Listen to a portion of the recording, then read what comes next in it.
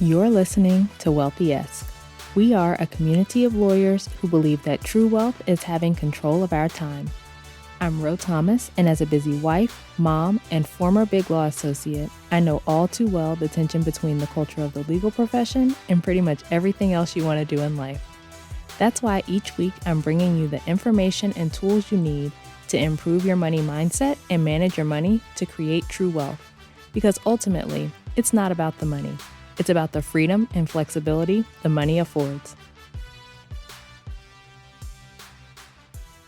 Hey friend, welcome back to the show.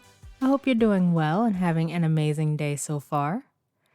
Today, we are talking about the idea that some people are just born good with money. The idea that being good with money is some inherent talent or some innate quality that some lawyers have and others don't. And if you don't have it, then you're just out of luck and there's nothing you can do about it.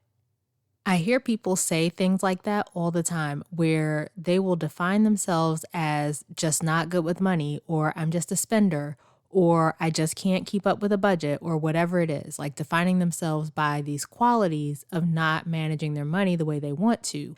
And they talk about it as though it's just something you have or you don't. But there is no X factor. There's no special talent that some people are blessed with at birth to be able to manage their money, some divine gift from God, right? Yes, there might be some people who like numbers and like personal finance stuff more than others, which means that they probably are going to spend more time consuming that type of content, like reading books and listening to podcasts and that kind of thing. That's me. I enjoy that stuff, which is why I do the work that I do, and I feel really passionate about it. But it's not an X factor that I have and you don't. I've just taken the time to learn about personal finance over the years, and I put that information that I've learned into practice. I implemented it in my own finances to achieve the goals that I had for myself and my family. And if you don't know my story, I was in massive debt. I didn't know what I was doing from day to day. I used to overdraft my bank account sometimes, right? All that kind of stuff. But over the years, I learned how to manage my personal finances better. And now here I am teaching lawyers how to manage theirs too. So I'm living proof that there is no X factor. It's not some trait that you're just born with or not.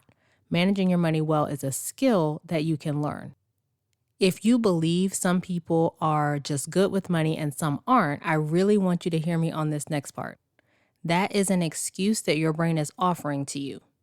It's a way for your brain not to have to deal with change, for you not to have to do different things from what you're doing now. Our brains like consistency. They want things to stay the same. They want to avoid the discomfort that can come with change. So if your brain can make you believe that some people are just born with the skill and you weren't, then you think there's nothing you can do about it.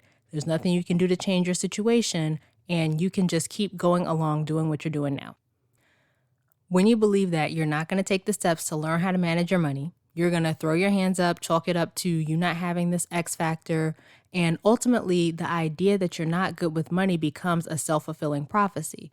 Not because you're actually just not good with money, but because you're avoiding learning the skills to manage your money better, and you're making mistakes that you don't have to make if you would just learn the skills, and you keep yourself in a cycle of never improving your finances. There is nothing special about me or anyone else who's learned to manage their finances. Anyone who has learned to pay off their debt, anyone who has learned to save, anyone who's learned to build wealth. We are just willing to do things that you aren't willing to do yet. We've been willing to take the time to learn about money. We're willing to sacrifice in the short term for long-term goals that we have. I talk to a lot of lawyers who don't want to wait for things. They want them right now. Like I gave the analogy recently of a young kid who wants to do all the things on their own, but they're not quite strong enough. And if they try to lift something that's too heavy, then they hurt themselves. Versus when they get a little older, they've built those muscles and they can lift the thing and it's not a problem. Same thing with your finances. A lot of lawyers try to do too much too soon while their finances are still weak. And that's how you hurt yourself, right? That's how you end up in the paycheck to paycheck cycle, or with maxed out credit cards, or with no savings. You have all the things that you want. You have the dream house, the dream car, the dream whatever, but it doesn't feel like a dream. It feels like a lot of stress, and it's only because your finances weren't yet strong enough to take those things on yet. You already had debt with payments coming out, or you didn't have a cushion, or you didn't know how to manage the money you had coming in, and you weren't willing to wait to get those things taken care of first. So now when you're adding on these extra things, it's stretching your finances so tight that you don't have the room to absorb or to handle an unexpected expense or an extra thing you want to do or whatever it is for you. But it's not because you don't have some innate ability to manage your money well. It's that you weren't willing to learn and implement the things that you needed to get yourself on a stronger financial footing first. I tell people all the time, if you can practice law, you can manage your money. Managing your money well, building wealth, all of that is really simple, way simpler than the sophisticated things that you're doing in your practice. You don't have to win the lottery. You don't have to start a side business. You don't have to have some wealthy uncle you didn't know about who dies and leaves you $1 million. You're going to make way more than $1 million in your job. The question is, how much of it are you going to keep? The amount you keep comes from you learning the skill of managing your money well. And that's why there are people who achieve millionaire status who aren't working in fields that are traditionally highly paid. And there are people who are in high-paying fields who are broke. Because it's not about how much money you make, it's about how much you keep. And again, that goes back to you learning the skills. So it's not having the special X factor. It's not about being born good with money or not good with money. It's literally learning skills coupled with cultivating the mindset to implement them. And I use the word cultivate very purposely here because you can change your mindset. This is exactly the work I do with my clients over the course of working together. Yes, I teach you skills, but more importantly, I help you change your mindset and think about money and your ability to manage it differently. And that's what makes it all come together. There is no X factor. There's only being willing to learn and do the work to achieve the goals you have. So don't give yourself the excuse of not being good with money anymore. It's not true. If you can learn to practice law, you can learn to manage your money. The thing you have to decide is whether you're willing to do so. If you're not, that's perfectly fine, but be honest with yourself about it. The worst thing is lying to yourself, right? Don't tell yourself that you're just not good with money. Tell yourself that, yes, I can learn some new skills. I can choose to do different things with my finances, and I just don't want to do that right now. And if you are willing to put in the work and you do want to learn to manage your money better, head to rothomas.com/waitlist and get on the list to work with me as soon as the spot opens.